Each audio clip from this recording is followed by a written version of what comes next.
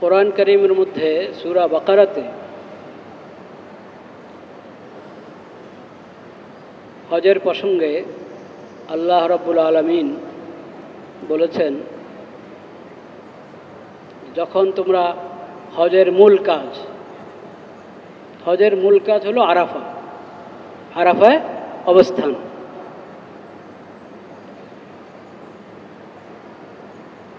এহরাম বাঁধলো, তারপরে মিনা হয়ে আরাফাতে যাবে, আরাফা থেকে মুজদালিফায় আসবে, মুজদালিফা থেকে আবার মিনা।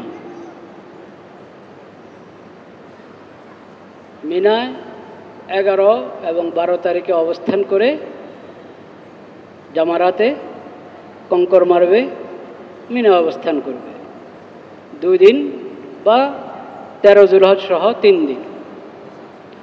ওই সময় কি দোয়া করবে, ওই দোয়ার প্রসঙ্গটা আমাদের বর্তমান অবস্থার সঙ্গে খুব সামঞ্জস্য ছিল ওই দোয়ার বিষয়টা। এখানে আল্লাহ রাব্বুল আলামিন বলেছেন, فَإِذَا قَضَيْتُم مَّنَاسِكَكُمْ فَاذْكُرُوا اللَّهَ كَذِكْرِكُمْ آبَاءَكُمْ أَوْ أَشَدَّ ذِكْرًا। হজের কাজগুলো যখন শেষ করলে, তো এখন মিনাতে যখন অবস্থান করছো, ফাজকুরুল্লাহ, আল্লাহর জিকির করো। আল্লাহু আকবার, আল্লাহু আকবার, লা ইলাহা ইল্লাল্লাহু, আল্লাহু আকবার, আল্লাহু আকবার ওয়ালিল্লাহিল হামদ। তাকবীরে তাশরিকের জিকির, অন্যান্য জিকির। কা যিকরিকুম আবাআকুম আও আশাদ্দা যিকরা।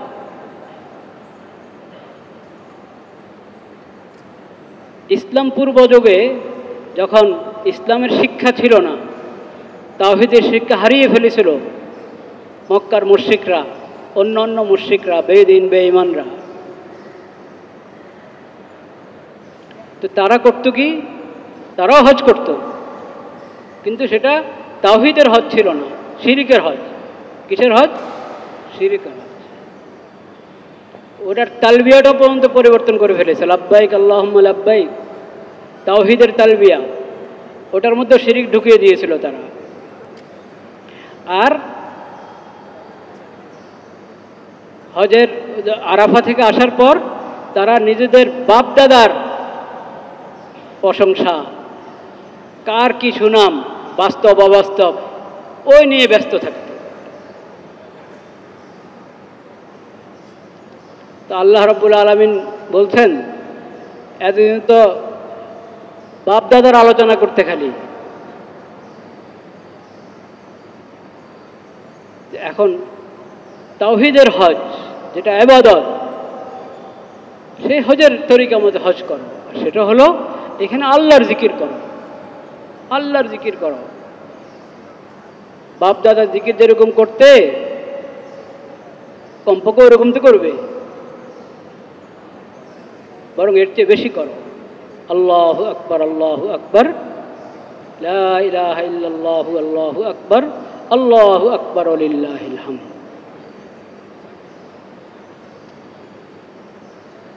জিকিরের অন্যতম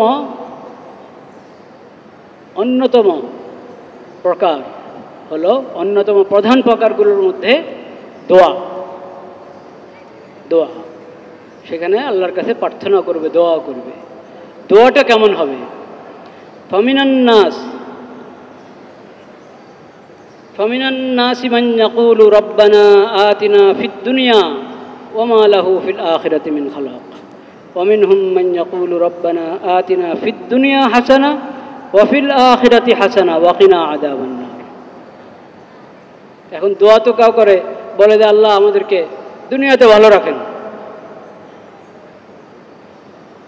দুনিয়াতে ভালো রাখেন, দুনিয়াতে যা দরকার সব দান করেন, দুনিয়াতে শান্তিতে রাখেন, বাস। আখিরাতের কোনো কথা নেই, শুধু ইহজগতের কথা, দুনিয়ার কথা। আতিনা ফিদ দুনিয়া, ফিদ দুনিয়া হাসানা যেন বলছে না, আতিনা ফিদ দুনিয়া, বাস। দুনিয়া চাই। ওয়ামা লাহু ফিল আখিরাতি মিন খালাক, আল্লাহ বলেন সে নিজেও আখিরাত চাচ্ছে না, আর আখিরাতে তার কোনো ভাগ নাই, আখিরাতে তার কোনো কি নাই, ভাগ নেই। ومنهم من يقول ربنا آتنا في الدنيا حسنة وفي الآخرة حسنة وقنا عذاب النار। আর কিছু আল্লাহর বান্দারা আছে যারা তাওহীদওয়ালা মুমিন বান্দা, তারা কিভাবে দোয়া করে, রব্বানা আতিনা ফিদ দুনিয়া হাসানা, হে আল্লাহ আমাদেরকে দুনিয়াতেও কল্যাণ দান করেন, ওয়াফিল আখিরাতে হাসানা, আখিরাতেও কল্যাণ দান করেন। আমরা দুনিয়াতেও যাতে শান্তিতে থাকতে পারি, আপনার বান্দা হয়ে থাকতে পারি, আপনার নেক বান্দা হয়ে থাকতে পারি, আর আখিরাতেও যাতে আমরা শান্তিতে থাকতে পারি। আমাদেরকে দুনিয়াতেও শান্তি দান করেন, আখিরাতেও শান্তি দান করেন। আমরা দুনিয়ার কল্যাণ আখিরাতের কল্যাণ উভয়টা চাই আপনার কাছে। ওয়াকিনা আযাবান নার, আমাদেরকে দোজখের আগুন থেকে, শাস্তি থেকে রক্ষা করেন। আল্লাহ বলছেন উলাইকা লাহুম নাসীবুম মিম্মা কাসাবু ওয়াল্লাহু সারিউল হিসাব। তো এরা তো চাচ্ছেই দোনো জগতের শান্তি, দোনো জগতের কল্যাণ তারা চাচ্ছে। তো তারা যেভাবে আমল করেছে ওইভাবে তারা তাদের জন্য আখিরাতে হিস্সা থাকবে। আল্লাহু সারিউল হিসাব, আল্লাহ অনেক দ্রুত হিসাব নিতে পারেন, নিয়ে থাকবেন। হিসাব নিতে সময় লাগবে না। কোটি কোটি মানুষের কিভাবে হিসাব নেবে? কে আল্লাহর কাছে শুধু দুনিয়া চাইছিল, আর কে আর দুনিয়া আখিরাত সব চেয়েছে। যে দুনিয়াতে থেকে আখিরাতের প্রস্তুতি গ্রহণ করেছে, এগুলো আল্লাহ সব জানা আছে, সব আল্লাহ দেখেন, সব জানেন। হিসাব নিতে আল্লাহর কোনো সময় লাগবে না। তো এটা হলো আমাদের মুমিন মুসলিম তার দোয়া। আমরা কি শুধু দুনিয়া চাই না দুনিয়া আখিরাত দুটোটা চাই? দুটোটা চাই। এবং আমাদের দুনিয়া কি শুধু দুনিয়ার জন্য না আখিরাতের প্রস্তুতির জন্য? আখিরাতের প্রস্তুতি। 10 নম্বর সূরা, সূরা ইউনুস, সূরা ইউনুসের 7 নম্বর আয়াত, 7-8 দুটি আয়াত। ইন্নাল্লাযীনা লা ইয়ারজুনা লিকাআনা ওয়া রাযু বিল হায়াতিদ দুনিয়া ওয়াতমাআন্নু বিহা ওয়াল্লাযীনা হুম আন আয়াতিনা গাফিলুন উলাইকা মাওয়াহুমুন নারু বিমা কানু ইয়াকসিবুন ইন্নাল্লাযীনা আমানু ওয়া আমিলুস সালিহাত ইয়াহদিহিম রাব্বুহুম বিঈমানিহিম তাজরি মিন তাহতিহিমুল আনহারু ফি জান্নাতিন নাঈম দাওয়াহুম ফিহা সুবহানাকাল্লাহুম্মা ওয়া তাহিয়্যাতুহুম ফিহা সালাম ওয়া আখিরু দাওয়াহুম আনিল হামদুলিল্লাহি রাব্বিল আলামিন। 7 থেকে 10 নম্বর আয়াত পর্যন্ত তেলাওয়াত করলাম সূরা ইউনুসের 10 নম্বর সূরা। আল্লাহ রাব্বুল আলামিন বলেছেন, যাদের আমার সঙ্গে সাক্ষাতের কোনো আশা নাই, বিশ্বাস নেই, মনে করে যে দুনিয়ার জিন্দেগি শেষ, মৃত্যুর পরে আরেকটা জগৎ আছে, কবর থেকে সেটা শুরু হয়, হাসর, আল্লাহর দরবারে দাঁড়াতে হবে হিসাব দেওয়ার জন্য। এই বিশ্বাস যাদের নাই, বা বিশ্বাস আছে কিন্তু বিশ্বাসের মতো বিশ্বাস না, জানা আছে যে আরেকটা জগৎ আছে, কিন্তু সেই জগতের কোনো কি নাই, গুরুত্ব নেই। ওই জগতের জন্য প্রস্তুতি নিতে হবে, ওই জগৎকে গুরুত্ব দিতে হবে, এটার দাঁড় দাঁড়ে না। হয়তো জানে যে আরেকটা জগৎ আছে, কত মানুষ বলতেছে, হুজুররা বলতেছে, না হলে কি আর বলেনি? হ্যাঁ, আরেকটা জগৎ আছে, কিন্তু আছে যে ওটার জন্য আমাকে যে প্রস্তুতি গ্রহণ করতে হবে সেই ধারণা নেই। যাই হোক, আল্লাহ বলছেন যারা, শব্দটা এমন লা ইয়ারজুন, এটা দোনো বিষয়টার মধ্যে এসে যায়। ইন্নাল্লাযীনা লা ইয়ারজুনা লিকাআনা, আমার সামনে দাঁড়ায় এই জগতেই তারা কি সন্তুষ্ট। ওয়াতমান্নু বিহা, একবারই শান্ত, বাস দুনিয়া ঠিক তো সব ঠিক, ইহ জগৎ আমার ঠিক আছে, তাইলে সব কি ঠিক, পর জগতের চিন্তা করার দরকার নেই। ওয়াতমান্নু বিহা, একবারই শান্ত স্থির। তো দুনিয়ার ভোগ বিলাসের উপরে সন্তুষ্ট হয়ে একবারে শান্ত হয়ে আছে, আখিরাতের কোনো ফিকির নেই। ওয়াল্লাযীনা হুম আন আয়াতিনা গাফিলুন, আল্লাহর দেওয়া নিদর্শন, আল্লাহর অবতীর্ণ করা কোরআনের আয়াত এবং সব জায়গায় আল্লাহ রাব্বুল আলামিন তার কুদরতের নিদর্শন, হেদায়েতের নিদর্শন স্থাপন করে রেখেছেন, ওগুলোর প্রতি কোনো গুরুত্ব নেই, খেয়াল নেই, উদাসীন। এদের ঠিকানা কি? আল্লাহ বলছেন উলাইকা মাওয়াহুমুন নারু বিমা কানু ইয়াকসিবুন, এদের ঠিকানা হলো জাহান্নাম। এদের ঠিকানা কি? জাহান্নাম। যা তারা কামাইছে দুনিয়াতে ওটার ফল জাহান্নাম। কারণ আখিরাতের কোনো গুরুত্বই দেয় না। আল্লাহর কাছে হিসাব দিতে হবে, আল্লাহর সামনে দাঁড়াইতে হবে, চিন্তাই করে নাই কোনোদিন। দুনিয়া নিয়ে এমন ব্যস্ত ছিল যে একবারে শান্ত, তাদের ঠিকানা জাহান্নাম। পক্ষান্তরে ইন্নাল্লাযীনা আমানু ওয়া আমিলুস সালিহাত ইয়াহদিহিম রাব্বুহুম বিঈমানিহিম তাজরি মিন তাহতিহিমুল আনহারু ফি জান্নাতিন নাঈম, আর যারা ঈমান এনেছে, নেক আমল করেছে, তাদের ঈমানের বরকতে আল্লাহ তাআলা তাদেরকে সঠিক রাস্তা দেখাবেন। ঈমান এনেছে, ঈমানের বরকতেই আল্লাহ তাআলা তাদেরকে সঠিক রাস্তা দেখাবেন, সফলতার রাস্তা দেখাবেন। ফলে দুনিয়াতে তারা আখিরাতের প্রস্তুতি গ্রহণ করবে, আর আখিরাতে গেলে জান্নাত পাবে। আখিরাতে গেলে কি পাবে? জান্নাত পাবে। তাজরি মিন তাহতিহিমুল আনহারু ফি জান্নাতিন নাঈম, আখিরাতে তাদের ঠিকানা হলো জান্নাত। দাওয়াহুম ফিহা সুবহানাকাল্লাহুম্মা ওয়া তাহিয়্যাতুহুম ফিহা সালাম ওয়া আখিরু দাওয়াহুম আনিল হামদুলিল্লাহি রাব্বিল আলামিন।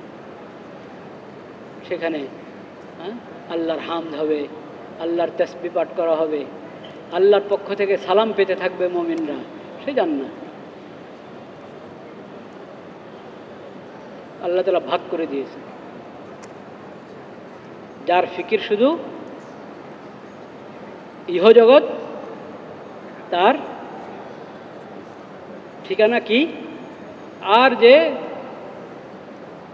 দুনিয়াতে আছে আখিরাতের জন্য, সে দুনিয়ার কল্যাণও চায়, আখিরাতের কল্যাণও চায়, তার ঠিকানা কোথায়? আল্লাহ তাআলা ভাগ করে দিয়েছে। এই কোরআনের এই শিক্ষা, ইসলামের এই শিক্ষা, ইসলামী শরীয়তের, ঈমানের এই মৌলিক আকীদা মাথায় রেখে একটু ভাবতে পারি আমরা আমাদের বর্তমান অবস্থা। আপনারা ইতিমধ্যে জানতে পেরেছেন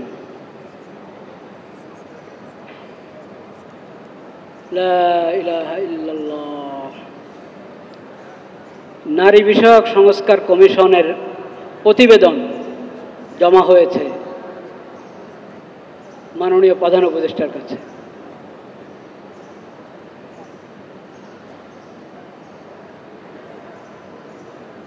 এই যে কমিশন, এই কমিশনের যেই প্রতিবেদন, যে রিপোর্টটা ওনারা প্রস্তুত করেছেন, পেশ করেছেন,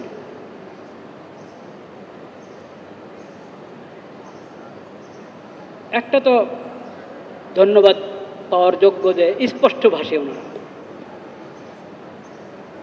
ওনারা যেটা পেশ করেছেন, স্পষ্ট ভাষায় এটা বলে দিয়েছেন যে, দেখেন 35 নম্বর পৃষ্ঠা এবং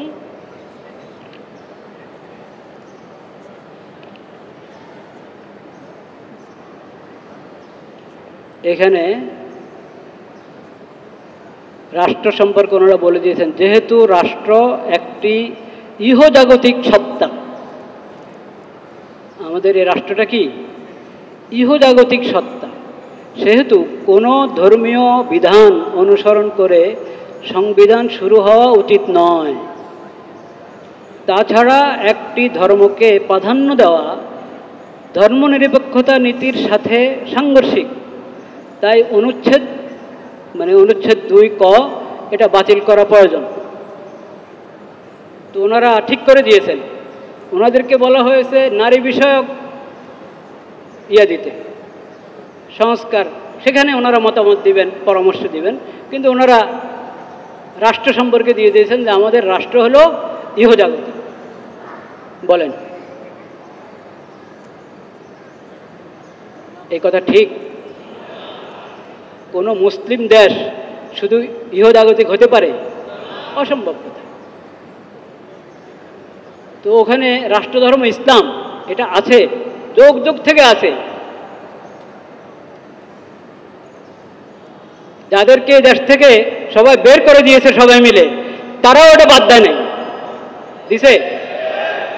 তারাও বাদ দেয় নাই। কিন্তু ওনারা আমাদের মাননীয় সরকারের কাছে প্রস্তাব করছে যে ওটা বাদ দাও, এই রাষ্ট্র নাকি ইহজাগতিক। বলেন নাউজুবিল্লাহ।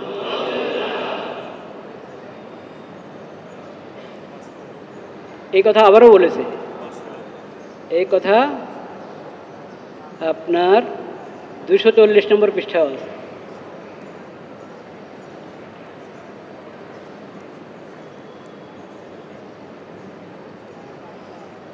রাষ্ট্র হবে ইহজাগতিক এবং মানবিক। রাষ্ট্র হবে কি ইহজাগতিক, এটা শুধু দুনিয়া, আখিরাতের কিছু নাই এখানে, শুধু দুনিয়া। তো শুধু দুনিয়া, আখিরাতের কিছু না, তাদের ঠিকানা তো আমরা কোরআনে দেখলাম নাকি?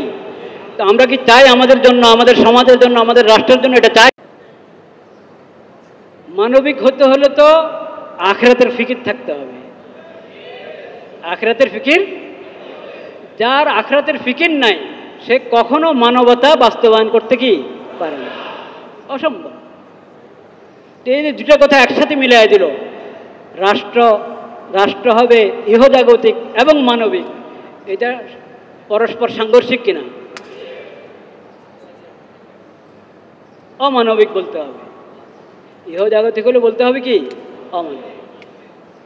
যদি মানবিক চাও তাহলে এটাকে আখিরাতমুখী বানাও,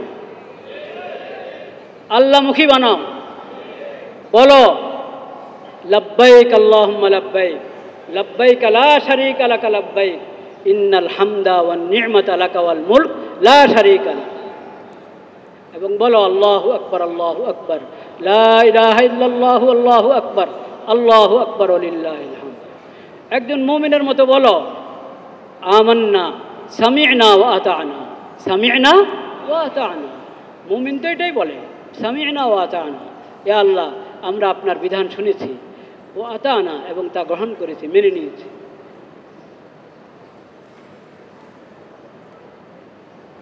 সেজন্য ওনারা কিন্তু সাফ করে বলে দিয়েছেন, ওনারা স্পষ্ট বলে দিয়েছেন যে প্রতিবেদন ওরা দিয়েছেন এটা হলো ইহজাগতিক, এটা শুধু দুনিয়া কেন্দ্রিক, এটার মধ্যে আখিরাতের কিছু পাবেন না, দিন শরীয়তের কিছু পাবেন না, ঈমান আমলের কোনো কিছু কি পাবেন না। এখন যার কাছে ঈমান আমলের গুরুত্ব নাই, আখিরাতের গুরুত্ব নাই, সে এটা গ্রহণ করতে পারে। আর যার কাছে ঈমান আমলের গুরুত্ব আছে, আখিরাতের গুরুত্ব আছে, শরীয়তের গুরুত্ব আছে, কোরআনের গুরুত্ব আছে, হাদিসের গুরুত্ব আছে, সে এটা গ্রহণ করতে পারে না।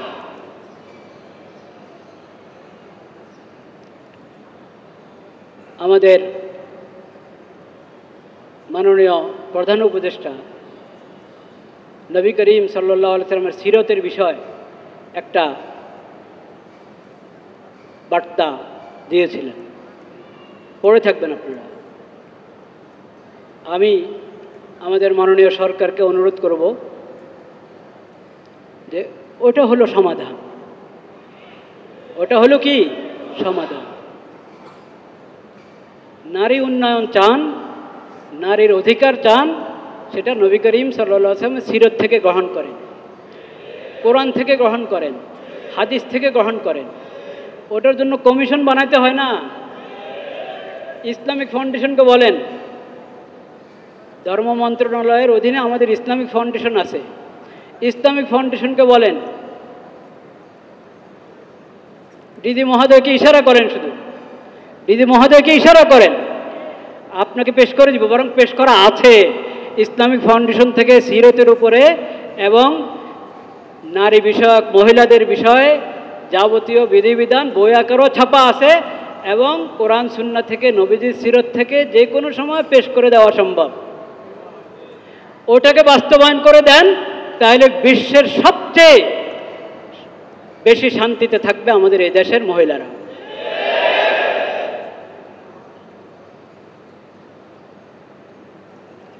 এটার জন্য কমিশন গঠন করবেন এমন লোকদেরকে দিয়ে যারা না জানে ইসলাম, না জানে নবীজির সিরত, না জানে স্বর্ণযুগের মহিলাদের ইতিহাস, এবং না জানে এই দেশের মানুষের মন মানুষ, কিচ্ছু বোঝে না। তারা ওগুলো পশ্চিমাদের থেকে ধার করে নিয়ে এসেছে সব। যে পশ্চিমাদের আখলাক, চরিত্র বলতে কোনো কিছু নেই, সব হারিয়ে তারা তাদের যেই সামাজিক এবং পারিবারিক শান্তি কবে তারা হারিয়ে ফেলেছে। এটা তাদের গুরুরা বলে, তাদের গবেষকরা বলে। পশ্চিমাদের দাপট দেখে মানুষ মনে করে কি ওখান থেকে আমাদেরকে সব কিছু নিতে হবে। না না না, ওদের যে জাগতিক উন্নতি পশ্চিমাদের, ওটা কি কারণে, ওটা বিশ্লেষণ করেন আপনি, সেটা তাদের কাছ থেকে আপনাকে নিতে হবে না, আপনার কাছে আছে।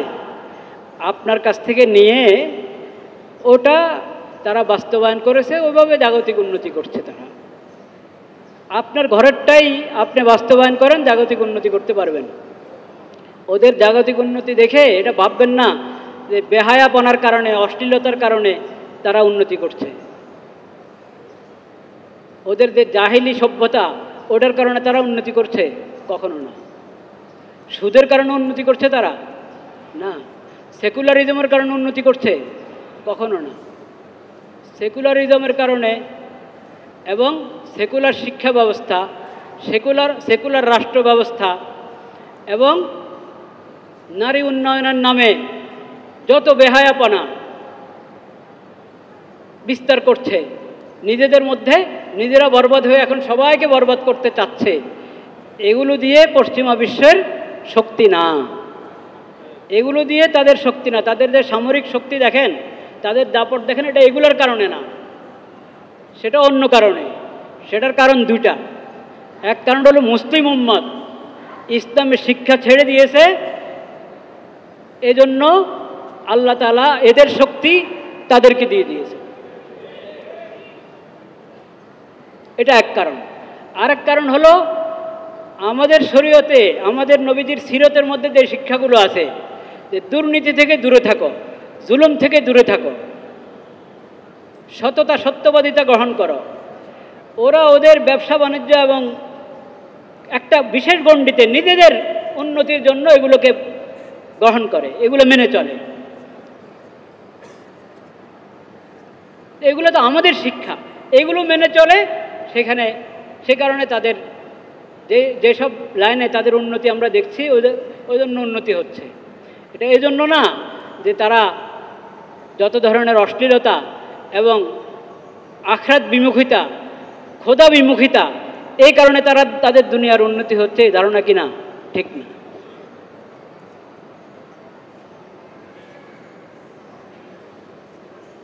সেজন্য খোদাকেও আসতে, আল্লাহরও আসতে, ওখান থেকে কোনো কিছু ধার নিতে না যাই আমরা। ওখান থেকে আমাদেরকে ধার নিতে হবে না। আমাদের নবীজির সিরতের মধ্যে আছে, শরীয়তের মধ্যে আছে, ওটাকে গ্রহণ করতে হবে, এটা মনে রাখতে হবে। যদি আমরা এখানে ভুল করি, যদি ভুল করি, এই ধরনের অহেতুক জিনিস এবং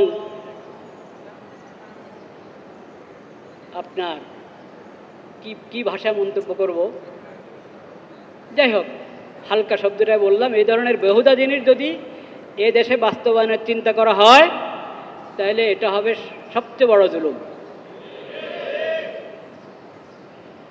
এবং এটা হবে সবচেয়ে বড় বেঈমানি, সবচেয়ে বড় খেয়ানত। জুলাই আগস্টের শহীদদের সাথে সবচেয়ে বড় গাদ্দারি। কেন বললাম জুলাই আগস্টের কথাটা? এরা লেখে নাই, ওই যখন এটা পেশ করা হয়, যখন এই প্রতিবেদনটা পেশ করা হয় তখন কমিশনের প্রধান যিনি কমিশনের প্রধান যিনি তিনি একটা কথা বলেছেন ওখানে, জুলাইয়ে যারা প্রাণ দিয়েছে তাদের শরণার্থে এমন কিছু করতে চেয়েছি যা মানুষের জন্য কল্যাণকর হবে, সমাজের জন্য কল্যাণকর হবে। বলেন নাউজুবিল্লাহ। এই যে জুলাই আগস্টের শহীদদের রক্তের সাথে গাদ্দারি করা হয়েছে যেটার মধ্যে, ওটাকে বলছে যে তাদের শরণার্থে করা হয়েছে। এটা মুনাফিকি কিনা?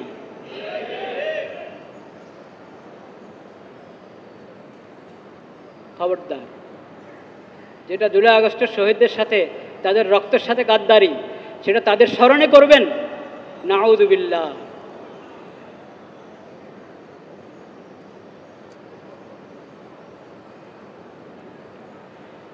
লা ইলাহা ইল্লাল্লাহ, লা ইলাহা ইল্লাল্লাহ, লা ইলাহা ইল্লাল্লাহ।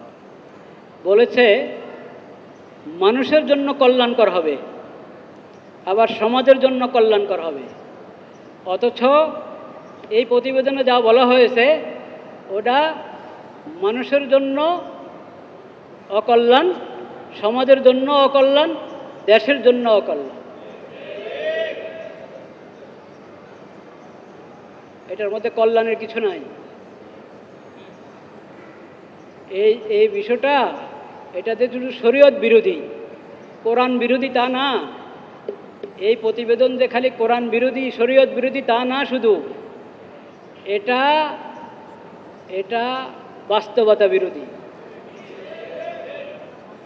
এবং আমাদের সমাজ বিরোধী এবং আপনার একবারই সাধারণ বিবেক বুদ্ধির বিবেচনার বিরোধী এবং এটা হায়া বিরোধী। কি বিরোধী? মানুষের মধ্যে লজ্জাবোধ বলতে কিছু আছে কি না? হ্যাঁ, এই প্রতিবেদনের দাবি হলো এই লজ্জা টজ্জা এগুলো সব বের করে দাও। বুঝতে পেরেছেন? এটা দেখেন কি ভাষায় কথাটা বলেছে, দেখেন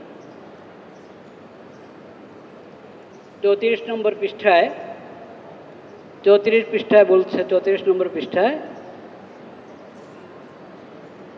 আমাদের সংবিধানের 39(2) ওখানে একটা অনুচ্ছেদ আছে, সেখানে স্বাধীনতা এবং নৈতিকতার কথা আছে। ওরা বলে কি, এই অনুচ্ছেদ থেকে স্বাধীনতা ও নৈতিকতার বিষয়টি বাদ দিয়ে, ওটা বাদ দাও, স্বাধীনতা আর নৈতিকতার কথা কি দাও, বাদ দাও। বলেন, আমাদের সংবিধান সংস্কার করা দরকার এই জন্য যে ওটার মধ্যে যদিও রাষ্ট্রধর্ম ইসলাম এই কথা লেখা আছে, কিন্তু বিভিন্ন জায়গায় বিভিন্ন অনুচ্ছেদে ইসলাম বিরোধী বিভিন্ন কথা আছে, এজন্য এটার সংস্কারের দরকার। সেজন্য সংবিধান সংস্কারের যে কমিশন, তারা সে প্রস্তাব জমা করেছে, সেখানে ধর্মনিরপেক্ষতা বাদ দেওয়ার কথা আছে। এখন এরা বলছে কি, এখানে দেখেন যে ওখানে ওই স্বাধীনতা আর নৈতিকতার কথা যা রাখছিল ওইটাই বাদ দিয়ে দাও। এরা কি নারী উন্নয়ন চায়? যারা বলে স্বাধীনতা আর নৈতিকতা বাদ দাও। আরও বলেছে অস্পষ্ট কোনো ভাষা ব্যবহার করা যাবে না। 162 নম্বর পৃষ্ঠায়, 162 নম্বর পৃষ্ঠায় এক জায়গায় বলেছে যে হ্যাঁ হ্যাঁ, এই নীতিমালা পর্যালোচনার মাধ্যমে অস্পষ্ট পরিভাষা যা গণমাধ্যমের স্বাধীনতা ক্ষুণ্ণ করে তা পরিহার করা এবং এমন বিধান বাদ দিয়ে হালনাগাদ করা। তো অস্পষ্ট, হ্যাঁ, অস্পষ্ট পরিভাষা যেমন নৈতিক অবক্ষয়, সুস্থ বিনোদন,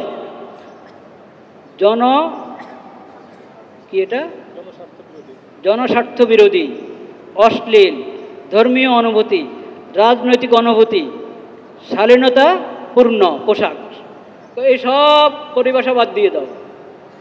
শুনছেন কিছু? এতদিনের অভিযোগ ছিল যে আপনারা শরীয়ত পুরা গ্রহণ করেন, ইসলামী শরীয়তের শিক্ষা, নবীজির সিরতের শিক্ষা পুরা গ্রহণ করেন, এই ধরনের অস্পষ্ট ভাষা বলবেন, কিছু মানবেন কিছু মানবেন না, এটা হয় না। এরা এখন প্রস্তাব দিয়েছে কই শব্দগুলো বাদ দিয়ে দাও। নৈতিক অবক্ষয় এটা আফসোসের বিষয় কিনা? আফসোসের বিষয় কিনা এটা? হ্যাঁ, নৈতিক অবক্ষয় শব্দে বাদ দাও। সুস্থ বিনোদন আবার কি? যে কোনো বিনোদন জন্য রাস্তা খুলে দাও। সুস্থ বিনোদন এটা কি? হ্যাঁ, জনস্বার্থ বিরোধী আবার কি জিনিস? অশ্লীল আবার কি জিনিস? দেখছেন? ধর্মীয় অনুভূতি, মানুষের ধর্মীয় অনুভূতিতে আঘাত করবে না, রাজনৈতিক অনুভূতিতে আঘাত করবে না, এই সমস্ত ভাষা আমাদের ছিল কিনা? এই ভাষাগুলোর মাধ্যমে তাও আমরা কিছু হলেও শিক্ষা পাইতাম নাকি?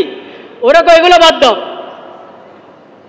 ওরা প্রস্তাব করছে এগুলো কি দাও, বাদ দাও। এবার দেখেন যে এটা কোন জায়গায় গিয়ে পৌঁছেছে।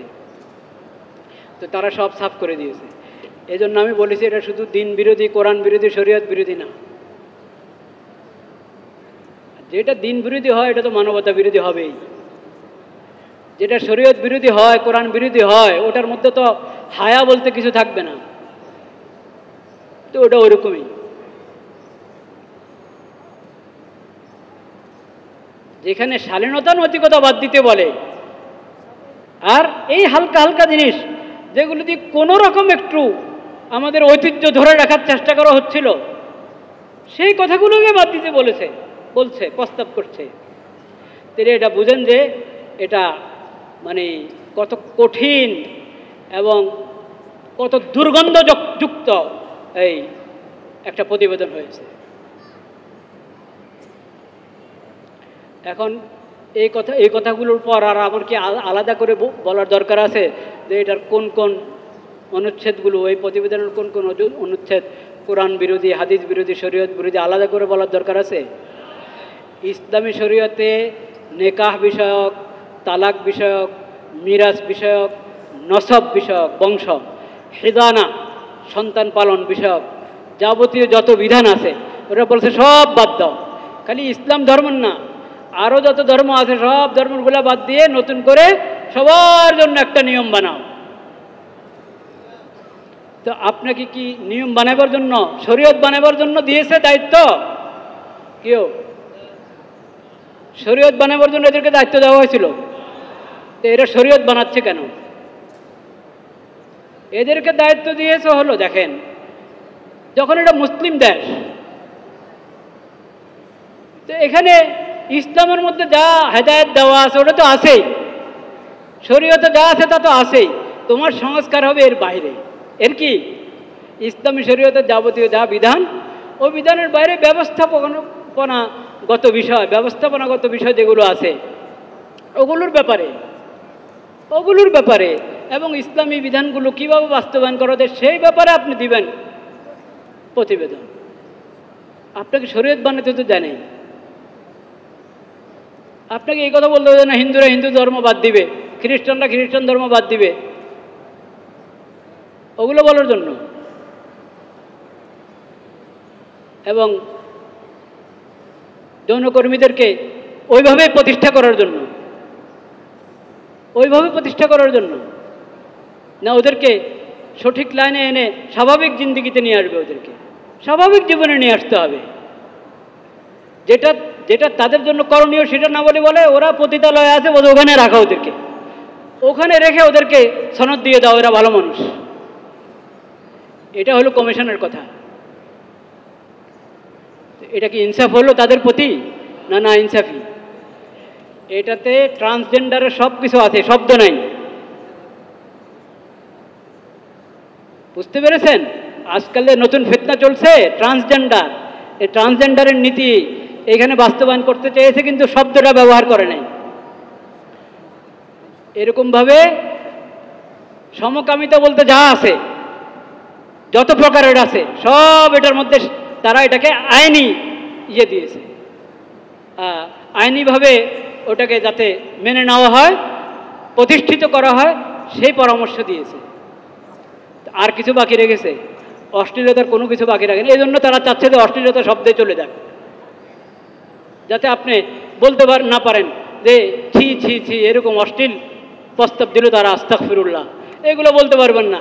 আপনাদের ভাষা থেকেই, আপনাদের অভিধান থেকেই বিদায় দিয়ে দিবে এই শব্দগুলো। বলেন নাউযুবিল্লাহ। মানে পুরা ইসলামী শরীয়তের বিপরীতে একটা জিনিস দাঁড় করিয়ে দিয়েছে এখানে। এখন এটা মুসলিম উম্মতের ফয়সালা করার বিষয়। এবং অন্য ধর্ম, ওই আল্লাহর কাছে ধর্ম শুধু ইসলাম, কিন্তু অন্য ধর্ম তাদের ধর্ম তারা পালন করে। তো তাদের ধর্মের জন্য বলছে তোমাদের ধর্ম না, এইখানে যে নীতিমালা দিবে, যুগোপযোগী নীতিমালা তোমাদের জন্য বানায় দিবে, সেটা তোমরা মানো। তো এটা অন্য ধর্মওয়ালারা কী করবে না করবে তারা তাদেরটা বুঝে। তো যে ধর্মেরও গোড়া নাই, হ্যাঁ, যেটা হক না, তারা তো কত কি করতে পারে, সন্ধি করতে পারে, কত কি কনফার্মাইজ করতে পারে, হ্যাঁ, সমঝোতা করতে পারে, কত সমঝোতা করলে করতে পারে। কিন্তু মুসলিম উম্মতের জন্য সমঝোতা করার উপায় আছে? যে কোরআনের এই বিধানগুলো আমরা পশ্চিমাদের খাতিরে বাদ দিয়ে দিব, শরীয়তের এই বিধানগুলো পশ্চিমাদের খাতিরে বাদ দিয়ে দেব, এটা সম্ভব? কখনো সম্ভব না। কাজেই ঠান্ডা মাথায় আমাদেরকে ভাবতে হবে, ঠান্ডা মাথায় ভাবতে হবে। তাওহীদের এই জমিনে এই ধরনের এই নীতিমালা এবং এই ধরনের কোনো নীতিমালা বাস্তবায়ন করা সম্ভব নয়। এটা দেশের জন্য হুমকি। এবং আমাদের সরকার, আমরা তাদের জন্য দোয়া করি, আল্লাহ তাদের হাত শক্ত করে দেন কল্যাণের জন্য। কিসের জন্য? কল্যাণের জন্য। সমস্ত অকল্যাণ থেকে আল্লাহ তাদেরকে হেফাজত করেন। এই ধরনের বিষয়গুলো উপস্থাপন করা এবং এগুলো বাস্তবায়নের চিন্তা থেকে আল্লাহ তাআলা তাদের সবাইকে দূরে রাখেন এবং এটা অনুভব করার তৌফিক দান করেন যে এটা বাস্তবায়ন করার চিন্তা করতে গেলেই আত্মঘাতী হবে। বাস ভাই, বলার আরও অনেক কিছু আছে, এতটুকু আমি শেষ করলাম। আল্লাহ তাআলা আমাদেরকে হেফাজত করেন। ওয়া আখিরু দাওয়ানা আলহামদুলিল্লাহ।